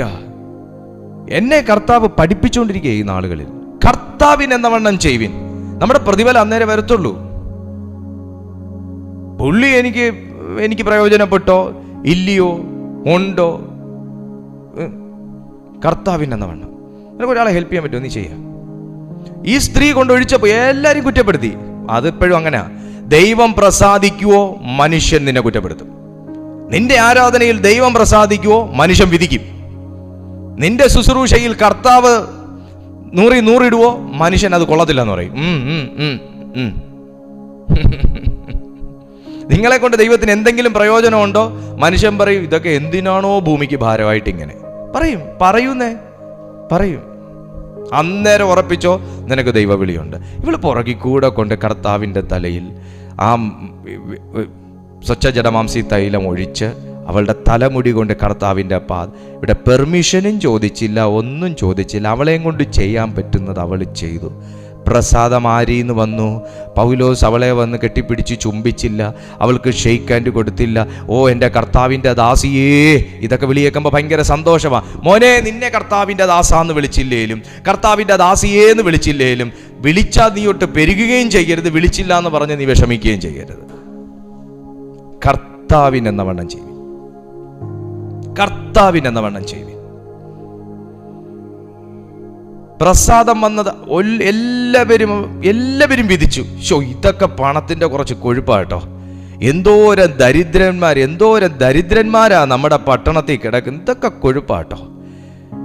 എത്ര രൂപയാ കൺവെൻഷന് വേണ്ടി ചെലവഴിച്ച് കളയുന്ന, എന്തോരം ദരിദ്രന്മാരാ കിടക്കുന്നത്. ഞാൻ ഇന്ന് ഈ സാറിനോട് ചോദിച്ചോട്ടെ, ഈ ദരിദ്രന്മാർക്കെല്ലാം സാറ് 100 രൂപ വെച്ച് കൊടുത്തോണ്ടിരിക്കുവാണോ? എത്ര പാവപ്പെട്ടവരെ സഹായിക്കാം. ഈ അഹങ്കാരം ഇത്രയൊക്കെ കാണിക്കേണ്ട കാര്യം ഉണ്ടോ? ഇത്രയൊക്കെ അറേഞ്ച്മെന്റ് ചെയ്യേണ്ട കാര്യം? ഞാനൊന്ന് ചോദിച്ചോട്ടെ, സാർ എല്ലാ മാസവും സാലറി കിട്ടുന്ന സമയത്ത് ഒരു ദരിദ്രനെങ്കിലും ഹെൽപ്പ് ചെയ്തുകൊണ്ടിരിക്കുവാണോ? മറുപടിയില്ല. പക്ഷേ ന്യായം പറയുന്നതിന് ഒരു കുറവുമില്ല. കർത്താവിനെന്ന വണ്ണം ചെയ്യുവിൻ. എന്നെ കൊണ്ട് പറ്റുന്നത് ചെയ്യാം. ഹല്ലേലൂയ. ആ സ്ത്രീയെ ശ്രദ്ധിക്കണം നമ്മൾ. അവൾ കർത്താവ് എന്നെ കർത്താവ് അംഗീകരിക്കുമോ? ഞാൻ ഈ വഴിപാട് കഴിച്ചാൽ കർത്താവ് പ്രസാദിക്കുമോ? ഇനി എന്നെ ശാസിക്കുമോ? നീ എന്തിന് എൻ്റെ മേത്ത് തൊട്ടെന്ന് പറയും, നീ എന്തിനീ പണി കാണിച്ചെന്ന് ചോദിക്കൂ? ഒന്നും അവിടെ. അവളുടെ ആത്മാവ് പറഞ്ഞത് അവൾ ചെയ്തു. ദൈവം അവളിൽ പ്രസാദിച്ചു. കർത്താവ് അവളിൽ അവളെ ദൈവം അപ്രീഷിയേറ്റ് ചെയ്തു. അവളുടെ പേര് വിശുദ്ധ പുസ്തകത്തിനകത്ത് എഴുതി. നീ ചെയ്യുന്നൊരു നന്മ ദൈവത്തിൻ്റെ പുസ്തകത്തിനകത്ത് എഴുതും. നീ ചെയ്യുന്നൊരു തിന്മ ദൈവത്തിൻ്റെ മറ്റൊരു പുസ്തകത്തിനകത്ത് എഴുതും. നിന്റെ ഒരു നല്ല ആശയം ദൈവം അപ്രീഷിയേറ്റ് ചെയ്യും. നിന്റെ ഒരു മോശം ചിന്ത ദൈവത്തെ വ്യസനിപ്പിക്കും. നീ ഒരു നല്ല മനുഷ്യനായാൽ ദൈവത്തിൻ്റെ പേര് പെരുകും. നീ ഒരു മോശം മനുഷ്യനായാൽ ദൈവത്തിൻ്റെ നാമം ദുഷിക്കപ്പെടും. പൗലോസ് അത് ഭയപ്പെട്ടു. ഞാൻ തന്നെ പ്രസംഗിച്ചിട്ട് ഞാൻ തന്നെ കൊള്ളരുതാത്തവനായാൽ ദൈവനാമം ദുഷിക്കപ്പെടത്തില്ലേ? പ്രിയപ്പെട്ട സുഹൃത്തെ, ദൈവം ആഗ്രഹിക്കുന്ന എന്നാന്നറിയാവോ? ഒരു അപ്പോസ്തലനാകണമെന്നല്ല. ഞാൻ എപ്പോഴും എൻ്റെ മെസ്സേജിനകത്ത് പറ്റുമ്പോഴൊക്കെ ഉൾപ്പെടുത്തുന്നതാണ്. ഒരു അപ്പോസ്തലനാകണമെന്നല്ല, ഒരു പ്രവാചകനാകണമെന്നല്ല, പിന്നെ ഒരു നല്ല ശിഷ്യനാകണമെന്നല്ല. ദൈവം ആഗ്രഹിക്കുന്നത് ഒരു നല്ല മനുഷ്യനാകണമെന്നുള്ളതാണ്. നീ ഒരു നല്ല മനുഷ്യനായിരിക്കണം. Who is Christ? ക്രിസ്തു ആരാണ്? യേശു ചോദിച്ചു, എന്താണ് എന്നെക്കുറിച്ച് ആൾക്കാർ പറയുന്നത്? ആൾക്കാർക്ക് പ്രവാചകനെ ആവശ്യം, ആൾക്കാർക്ക് പ്രവാചകനെ ആവശ്യം, ആൾക്കാർക്ക് ഏലിയാവിനെ ആവശ്യം, ആൾക്കാർക്ക് പുരോഹിതനെ ആവശ്യം. ആ പ്രവാചകൻ, ഈ പ്രവാചകൻ, ലവൻ, ദൈവൻ എന്നൊക്കെ പറഞ്ഞ യേശുവിനെ പത്രോസിനോട് ചോദിച്ചു, മോനെടാ നീ എന്തുവാടാ എന്നെക്കുറിച്ച് പറയുന്നത്? നീ ജീവനുള്ള ദൈവത്തിൻ്റെ പുത്രനായ ക്രിസ്തു, ക്രിസ്തു, ക്രൈസ്റ്റ്, അഭിഷിക്തൻ, അനോയിന്റഡ് വൺ, അഭിഷിക്തൻ. ദൈവത്തിന് ആവശ്യം അഭിഷിക്തനെയാണ്, അഭിഷേകമുള്ളവനെയാണ്. അഭിഷേകം ആരാണ്? പുത്രൻ ആരാണ്? പുത്രൻ ആരാണ്? അഭിഷേകമുള്ളവനാണ്. പിതാവാം ദൈവത്തിൻ്റെ പുത്രൻ ആരാണ്? അഭിഷിക്തനായിരുന്നു, ക്രൈസ്റ്റ് ആയിരുന്നു. ഇനി ഞാൻ ക്രിസ്തുവിൽ ആരാണ്? ഞാൻ ക്രിസ്തുവിനാൽ വാർത്തെടുക്കപ്പെട്ടവനാണ്. I am also an anointed person. ദൈവത്തിൻ്റെ അഭിഷിക്തനായിരിക്കണം ഒരു പുത്രൻ. ദൈവത്തിൻ്റെ അഭിഷിക്തനായിരിക്കണം ഒരു പുത്രൻ. ആ അഭിഷിക്തനാണെങ്കിൽ അഭിഷേകത്തിന്റെ പുഷ്ടിയാൽ സകല നുകത്തെയും തകർക്കുന്നവനായിരിക്കും. സകല നുകത്തെയും തകർക്കുന്നവനായിരിക്കും. യേശുവിന്റെ മേൽ വെച്ച ക്രൂശ് ഒഴികെ, ക്രൂശ് യേശുവിന് വെച്ചതാണെന്നറിഞ്ഞു, ക്രൂശ് യേശുവിന് വെച്ചതാണെന്നറിഞ്ഞു. ബാക്കി എല്ലാ നുകത്തെയും കർത്താവ് ക്രഷ് ചെയ്ത് കളഞ്ഞു, കർത്താവ് ക്രഷ് ചെയ്ത് കളഞ്ഞു. സകലത്തിനെയും കർത്താവിന് വെച്ചതിനെയും മറ്റുള്ളവന് വെച്ചതിനെയും ദൈവം ക്രഷ് ചെയ്ത് കളഞ്ഞു. ദൈവത്തിന്റെ ആത്മാവ് നിന്നോട് പറയുക, നിന്റെ ജീവിതത്തിൽ ഈ പുത്രത്വത്തെക്കുറിച്ച് നിനക്കൊരു ബോധ്യവും ഉണ്ടെങ്കിൽ ഈ അഭിഷേകം നിന്റെ ജീവിതത്തിൽ വ്യാപരിക്കും. ഈ അഭിഷേകം നിന്റെ ജീവിതത്തിൽ വ്യാപരിക്കും. നിന്നെ ഒരു തിന്മയും നിന്നെ തൊടാൻ വരത്തില്ല, ഒരു ദോഷവും നിന്നെ തൊടാൻ വരത്തില്ല. ആമേൻ. സോ വചനം പറയുന്നു. ഞാനൊരു ആ വാക്യം കൂടെ ഒന്ന് വായിച്ചിട്ട് ഞാൻ അങ്ങ് നിർത്താം, കാരണം സമയം ഒത്തിരി നമുക്ക് ഇന്ന് മുമ്പോട്ട് പോയി. ആമേൻ, ആമേൻ, ആമേൻ, ആമേൻ. അങ്ങനെ നീ ഇനി ദാസനല്ല, പുത്രനത്രേ. പുത്രനെങ്കിലോ ദൈവഹിതത്താൽ അവകാശിയുമാകുന്നു. എന്നാൽ അന്ന് നിങ്ങൾ ദൈവത്തെ അറിയാതെ സ്വഭാവത്താൽ ദൈവങ്ങളല്ലാത്തവർക്ക് അടിമപ്പെട്ടിരുന്നു. ഇപ്പോഴോ ദൈവത്തെ അറിഞ്ഞും വിശേഷാൽ ദൈവം നിങ്ങളെ അറിഞ്ഞുമിരിക്കെ നിങ്ങൾ പിന്നെയും ബലഹീനവും ദരിദ്രവുമായ ആദ്യ പാഠങ്ങളിലേക്ക് തിരിഞ്ഞ് അവയ്ക്ക് പുതുതായി അടിമപ്പെടുവാൻ ഇച്ഛിക്കുന്നത് എങ്ങനെ? ആദ്യ പാഠങ്ങളിലേക്ക് തിരിഞ്ഞ ഒരുപാട് പേരെ എനിക്കറിയാം, ആദ്യ പാഠങ്ങളിൽ തിരിഞ്ഞ് നമ്മുടെ ഈ പ്ലാറ്റ്ഫോമിൽ തന്നെ ഉള്ള ആൾക്കാരെ എനിക്കറിയാം. നല്ല ദൈവവചനവും ശക്തിയും പരിശുദ്ധാത്മാവും എല്ലാം അനുഭവിച്ചിട്ട് പിന്നെയും തിരിഞ്ഞു പോകുക, പിന്നെയും ആദ്യ പാഠങ്ങളിലേക്ക് പോകുക, പിന്നെയും പഴയ സ്വഭാവത്തിൽ ജീവിക്കുക, പിന്നെയും ദൈവത്തിന് ചീത്തപ്പേരുണ്ടാക്കുക. എന്നാൽ ദൈവത്തിന്റെ ആത്മാവ് പറയുന്നു, നിങ്ങൾക്ക് എങ്ങനെ സാധിക്കും പിന്നെയും ആ ആദ്യ പാഠത്തിലേക്ക് തിരിയാൻ? നിങ്ങൾക്ക് എങ്ങനെ സാധിക്കും? അർത്ഥം, പുത്രനാണെങ്കിൽ അഭിഷിക്തനാ, അഭിഷേകമുള്ളവനാണെങ്കിൽ വരും വരായികയെ തിരിച്ചറിയാൻ പറ്റും. അഭിഷിക്തനാണെങ്കിൽ ദൈവത്തിന്റെ ആത്മാവ് പ്രവർത്തിക്കുന്നവനാണ്, അവന് വരും വരായികകളെ കുറിച്ച് അറിയാൻ പറ്റും. അതിനുശേഷം പൗലോസ് 11-ാമത്തെ വാക്യത്തിൽ ചോദിക്കുന്നത്, ഞാൻ നിങ്ങൾക്ക് വേണ്ടി അധ്വാനിച്ചത് വെറുതെ ആകുമോ എന്ന് ഞാൻ ഭയപ്പെടുന്നു. പ്രിയപ്പെട്ട സുഹൃത്തെ, ദൈവം നിന്റെ മേൽ അഭിഷേകം ഇട്ടതിനെക്കുറിച്ച്, അഭിഷേകം പകർന്നതിനെക്കുറിച്ച് ദൈവം അനുതപിക്കത്തില്ല എന്ന് ഉറപ്പുവരുത്തേണ്ട ദിവസമായിരുന്നു. മനുഷ്യരെ ഉണ്ടാക്കുക കൊണ്ട് അവൻ അനുതപിച്ചു എന്ന് ഉൽപ്പത്തി പറയുന്നുണ്ട്. മനുഷ്യനെ ഉണ്ടാക്കിയതുകൊണ്ട് അവൻ അനുതപിച്ചു. എനിക്ക് ശുശ്രൂഷ തന്നതുകൊണ്ട് എൻ്റെ ദൈവം അനുതപിക്കരുതെന്ന് എനിക്കൊരു നിർബന്ധമുണ്ട്. എന്നെ ഈ ദൗത്യം, ഈ പ്ലാറ്റ്ഫോം, ഈ കണ്ട ജനത്തെയൊക്കെ കർത്താവ് നമ്മുടെ ഈ കൂട്ടായ്മയിൽ കൂട്ടി വരുത്തിയിട്ട് കർത്താവ് അനുതപിക്കരുത്, ഞാൻ ഇവനെ ഏൽപ്പിച്ചിട്ട് ഇവൻ എന്ന് ദൈവം ചിന്തിക്കരുതെന്ന് എനിക്കൊരു ഭയങ്കര നിർബന്ധമുണ്ട്. നിങ്ങൾ ഈ വചനം കേട്ടിട്ട് നിങ്ങൾ നശിച്ചു പോകരുത് എന്നെനിക്കൊരു ഭയങ്കര നിർബന്ധമുണ്ട്. ഞാൻ അതുകൊണ്ടാണ് ദൈവം ഏൽപ്പിക്കുന്നതിനനുസരിച്ച് കാര്യങ്ങൾ ചെയ്തു പോകുന്നത്. നിങ്ങളുടെ ജീവിതത്തിലും നിങ്ങൾ ദൈവശബ്ദം അനുസരിച്ച് കാര്യങ്ങൾ ചെയ്യണം. ദൈവശബ്ദവും ദൈവനിയോഗവും അനുസരിച്ച് കാര്യങ്ങൾ ചെയ്യണം. നമ്മൾ എവിടെയെങ്കിലുമൊക്കെ കുറച്ച് ഭംഗി കൂട്ടാൻ ശ്രമിക്കുമ്പോഴാണ് ദൈവത്തിന് ഇയാൾ ചെയ്തോ എന്നുള്ള രീതിയിൽ മാറി നിൽക്കേണ്ടി വരുന്നത്. നിങ്ങളെ അംഗീകരിക്കുന്നവരെ അംഗീകരിച്ചാൽ മതി. നിന്നെ ദൈവം അംഗീകരിച്ചിട്ടുണ്ടെങ്കിൽ, നിങ്ങളെ മനസ്സിലാക്കുന്നവർ നിങ്ങളെ അംഗീകരിച്ചിട്ടുണ്ടെങ്കിൽ നിങ്ങളെ അംഗീകരിച്ചാൽ മതി. മനുഷ്യരുടെ മുമ്പിൽ നമ്മൾ വിളങ്ങാൻ നിൽക്കണ്ട, ദൈവത്തിന് മുമ്പിൽ നമ്മൾ വിളങ്ങിയാൽ മതി. പുത്രത്വത്തിൻ്റെ ആത്മാവ് നമ്മിലുണ്ടല്ലോ, അത് മതി. പുത്രത്വത്തിൻ്റെ ആത്മാവ് വെച്ചിട്ട് പിന്നെയും നമ്മൾ മറ്റുള്ളവരുടെ ദാസനാകാൻ, പലയിടത്തും സേവിക്കാൻ, 2 ദൈവങ്ങളെ സേവിക്കാൻ, 2 യജമാനന്മാരെ സേവിക്കാൻ നടക്കരുത്. ഹല്ലേലൂയ. ഞാൻ രക്ഷയിലേക്ക് വന്നതിന് ശേഷം എനിക്ക് ഈ പ്രശ്നം ഉണ്ടായിരുന്നു. 2 ദൈവങ്ങളെ സേവിക്കുന്നൊരവസ്ഥ. രക്ഷയിലേക്ക് വന്നതിന് ശേഷം സമയം കഴിഞ്ഞു എനിക്കൊരവസ്ഥ ഉണ്ടായിരുന്നു. ആരെങ്കിലും അങ്ങനെ ഉണ്ടെങ്കിൽ നിങ്ങളെ കർത്താവ് റിവേഴ്സ് ചെയ്യുകയാണ്. നിങ്ങളെ ദൈവം റിവേഴ്സ് ചെയ്യുകയാണ് യേശുവിൻ്റെ നാമത്തിൽ. ചെയ്യരുത്, മഹാപാപമാണ്. ദൈവത്തിങ്കിലേക്ക് തിരിയുക. കർത്താവിൻ്റെ മുഖത്തേക്ക് തിരിഞ്ഞാൽ മൂടുപറ നീങ്ങിപ്പോകുന്നതാണ് വചനം. അങ്ങോട്ടേക്ക് തിരിഞ്ഞാൽ മാറാത്ത എന്താ ഉള്ളേ? അങ്ങോട്ടേക്ക് തിരിഞ്ഞാൽ നമ്മുടെ ജീവിതത്തിൽ നിന്ന് മാറാത്ത എന്താ ഉള്ളേ? പക്ഷെ തിരിയേണ്ട പോലെ തിരിയണം. ആരെങ്കിലും കാണാൻ വേണ്ടി തിരിയരുത്, ആരെങ്കിലും വിളങ്ങാൻ വേണ്ടി തിരിയരുത്, പേരെടുക്കാൻ തിരിയരുത്, പ്രശസ്തി എടുക്കാൻ തിരിയരുത്, 10 പേര് നല്ലത് പറയാൻ വേണ്ടി തിരിയരുത്. കർത്താവ് പറയണം. ഞാൻ എപ്പോഴും നിങ്ങളോട് പറയുന്നൊരു കാര്യം അതാണ്, ഞാൻ എന്നോടും പറയുന്നൊരു കാര്യം അതാണ്. എന്തെങ്കിലും ചെയ്താൽ കർത്താവ് പ്രസാദിക്കാൻ വേണ്ടി ചെയ്യണം, ദൈവം പ്രസാദിക്കാൻ ചെയ്യണം. അതിനപ്പുറത്തേക്ക് വേറൊന്നും ചിന്തിക്കരുത്. ദൈവം നിങ്ങളെ റിസ്റ്റോർ ചെയ്യും. നിങ്ങളുടെ ജീവിതത്തെ ദൈവം റിവേഴ്സ് ചെയ്യും. എന്ത് ശാപമാണെങ്കിലും, എന്ത് അവസ്ഥയാണെങ്കിലും കർത്താവ് അതിൽ നിന്നെ റിവേഴ്സ് ചെയ്യും. ഹൗറാബ ഷഠലാബ. നിനക്ക് ജോലിക്ക് തടസ്സമാണോ? നിങ്ങൾക്കൊരു വിവാഹം നടക്കുന്നില്ലേ? നിങ്ങൾക്ക് കുഞ്ഞുങ്ങളുണ്ടാവുന്നില്ലേ? നിങ്ങൾ ആഗ്രഹിച്ചതുപോലത്തെ ഒരു നല്ലൊരു ഭാവി നിങ്ങൾക്കുണ്ടാകുന്നില്ലേ? നിങ്ങളുടെ ആത്മീയ ജീവിതം ആകെ സ്തംഭനാവസ്ഥയിൽ നിൽക്കുകയാണോ? നീ ക്രിസ്തുവിലേക്ക് വരിക. നീ ആ പുത്രത്വത്തിലേക്ക് കയറുക. പുത്രനാണെങ്കിൽ അവകാശം കൊടുക്കണമെന്ന് ഇനി ആരും നമ്മൾ കേസ് കൊടുത്ത് വേണ്ട നമ്മുടെ അവകാശം പിടിച്ചെടുക്കാൻ. പുത്രനാണെങ്കിൽ നിനക്ക് അവകാശമുണ്ട്. ഹല്ലേലൂയ. പുത്രനാണെങ്കിൽ അവകാശമുണ്ട്. എല്ലാ ദൈവമക്കളും നിങ്ങളുടെ മുഖം കർത്താവിൻ്റെ മുമ്പിലേക്ക് തിരിക്കുക. ഷറാഹൗഗോസിഖേമ. നിങ്ങളുടെ അവകാശമൊക്കെ വെട്ടിക്കുറയ്ക്കാൻ നിങ്ങൾ ജോലി ചെയ്യുന്നിടത്താണെങ്കിൽ സാധിക്കും. നിങ്ങളുടെ സാലറി കുറയ്ക്കാൻ നിങ്ങൾ ജോലി ചെയ്യുന്നിടത്താണെങ്കിൽ സാധിക്കും.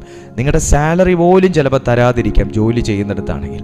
പക്ഷെ ഞാനിവിടെ ജോലി ചെയ്യുകയല്ലല്ലോ, ഞാൻ എൻ്റെ വീട്ടിൽ എൻ്റെ ഓൺ ബിസിനസ് അല്ലേ, ഫാദേഴ്സ് ബിസിനസ്സിലല്ലേ ഞാൻ ജീവിക്കുന്നത്. ഞാൻ കർത്താവിൻ്റെ മോനല്ലേ. എനിക്ക് പിന്നെ അവകാശം വെട്ടിക്കുറയ്ക്കാൻ ആരാ ഉള്ളേ? എൻ്റെ അവകാശം വെട്ടിക്കുറയ്ക്കാൻ ആരാ ഉള്ളേ? എൻ്റെ ഇത് പിടിച്ചെടുക്കാൻ ആരാ ഉള്ളേ? നിനക്ക് യൂസ് ചെയ്യാം. നീ ഫാദേഴ്സ് ബിസിനസ്സിലാണെങ്കിൽ, നീ ഫാദേഴ്സ് ഹൗസിലാണെങ്കിൽ ആ പുത്രത്വം നിനക്ക് ആസ്വദിക്കാൻ കഴിയും. രോഗത്തിന് നിന്നെ കീഴടക്കാൻ ഒക്കുകയല്ല, ശാപങ്ങൾക്ക് തൊടാൻ ഒക്കുകയല്ല, ബന്ധനങ്ങൾക്കോ ആഭിചാരങ്ങൾക്കോ മന്ത്രവാദങ്ങൾക്കോ ആ പുത്രാവകാശത്തിൽ നിന്ന് നിന്നെ മാറ്റാൻ ഒക്കത്തില്ല. യേശുവിൻ്റെ നാമത്തിൽ ഒരു സംഘടനകൾക്കും ഒരു വ്യക്തികൾക്കും ഒരിരുട്ടിൻ്റെ അധികാരങ്ങൾക്കും അവകാശത്തിൽ നിന്ന് നിന്നെ മാറ്റിക്കളയാൻ കഴിയത്തില്ല. മരണത്തിനു പോലും അവനെ പിടിച്ചു വെക്കുക അസാധ്യമായിരുന്നു എന്ന വചനം പറയുന്നത്. മരണത്തിനു പോലും അവനെ പിടിച്ചു വെക്കുക അസാധ്യമായിരുന്നു. അങ്ങനെയാണെങ്കിൽ എല്ലാ ദൈവമക്കളും ഈ വാക്കിനകത്ത് ആമേൻ പറഞ്ഞ നിങ്ങളുടെ കണ്ണുകൾ ദൈവസന്നിധിയിൽ ഉയർത്തി, നിങ്ങളുടെ മനസ്സ് ദൈവസന്നിധിയിലേക്ക് തിരിച്ച് നിങ്ങൾ പ്രാർത്ഥിക്കുക. നിന്നെ അവകാശത്തിൻ്റെ അനുഭവത്തിലേക്ക് ദൈവാത്മാവ് കൊണ്ടുവരട്ടെ. നിങ്ങൾ ആസ്വദിച്ചു കൊണ്ടിരുന്ന ഒരു ദൈവാനുഭവത്തിൽ നിന്ന് നിങ്ങളിന്ന് പുറകിലേക്കാണെങ്കിൽ ഇന്ന് ദൈവത്തോട് പറ, അപ്പ ഞാൻ അനുഭവിച്ചു കൊണ്ടിരുന്ന ആ ദൈവിക ആനന്ദം എന്നിലേക്ക് മടക്കി തരണമേ. ഞാൻ ആസ്വദിച്ചു കൊണ്ടിരുന്ന ആ ദൈവിക ആനന്ദം എനിക്ക് മടക്കി തരണമേ.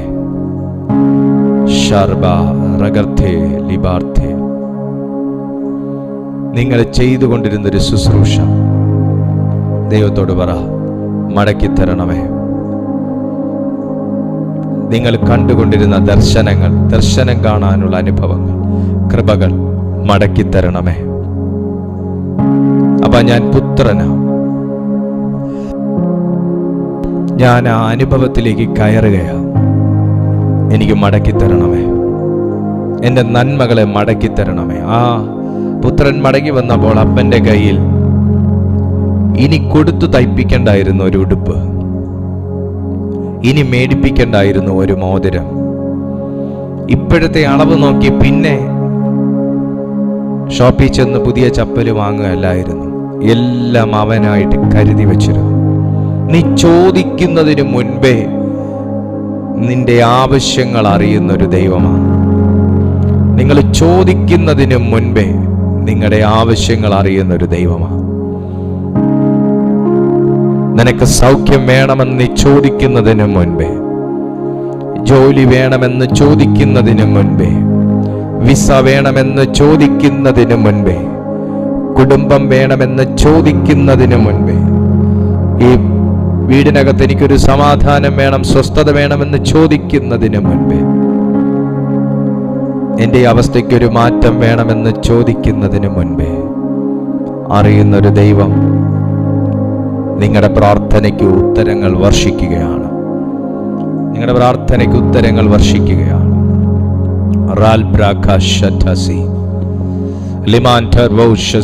നിന്റെ നിരപരാധിത്വം തെളിയിക്കണമേ എന്ന് നിങ്ങൾ ചോദിക്കുന്നതിന് മുൻപേ, നിങ്ങൾക്കൊരനുകൂല മറുപടി ഉണ്ടാകണമേ എന്ന് നിങ്ങൾ ചോദിക്കുന്നതിന് മുൻപേ കർത്താവ് അത് തുറക്കും.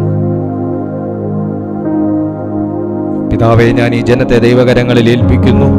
അങ്ങയുടെ മാറ്റമില്ലാത്ത ദൈവ സാന്നിധ്യവും ശബ്ദവും ഇന്നും ഞങ്ങളെ കേൾപ്പിച്ചതിനായി നന്ദി പറയുന്നു. അസാധാരണമായ ദൈവകൃപയോടും ശക്തിയോടും കൂടെ കർത്താവെ ഞങ്ങളെ നിർത്തിയിരിക്കുന്നു. അങ്ങേക്ക് സ്തോത്രം. ഇതിനകത്തുള്ള ഓരോ മീറ്റിങ്ങുകളെയും അവിടുന്ന് ആശീർവദിക്കുകയും അതിന് അനേകർക്ക് പ്രയോജനപ്പെടുത്തുകയും ചെയ്യുന്ന കർത്താവിന് ഞാൻ നന്ദി പറയുന്നു. കർത്താവെ, ഇതിനകത്ത് പല വിഷയങ്ങളിൽ മനസ്സ് തകർന്നും ആശങ്കയോടും കൂടെ ഞങ്ങളെ കാണുന്ന എല്ലാ ദൈവമക്കളെയും അങ്ങയുടെ കരങ്ങളിൽ ഏൽപ്പിച്ച് അവരുടെ വിഷയങ്ങളുടെ മേൽ ഒരു വിടുതൽ ഞാൻ ഡിക്ലെയർ ചെയ്ത് ഈ സമയം ഞാൻ അവരെ ബ്ലസ് ചെയ്യുകയാണ്. കർത്താവ് അങ്ങനെ അവരെ തൊട്ടതിനായി, അവരെ സ്നേഹിച്ചതിനായി നന്ദി പറയുന്നു. ഒരു വലിയൊരു വിടുതൽ അവരുടെ ജീവിതത്തിൽ ഉണ്ടായി എന്ന് കേൾക്കുവാൻ കർത്താവെ ഞങ്ങൾക്ക് കർത്താവ് കൃപ ചെയ്യണമെന്ന് പ്രാർത്ഥിക്കുന്നു. ഈ പ്ലാറ്റ്ഫോം അനേകർക്കൊരു അനുഗ്രഹവും വിടുതലുമാക്കി അവിടുന്ന് മാറ്റുന്ന മഹാസ്നേഹത്തിന് നന്ദി പറയുന്നു. അത് യേശുവിൻ നിസ്തുല്യ നാമത്തിൽ തന്നെ. ആമേൻ, ആമേൻ, ആമേൻ.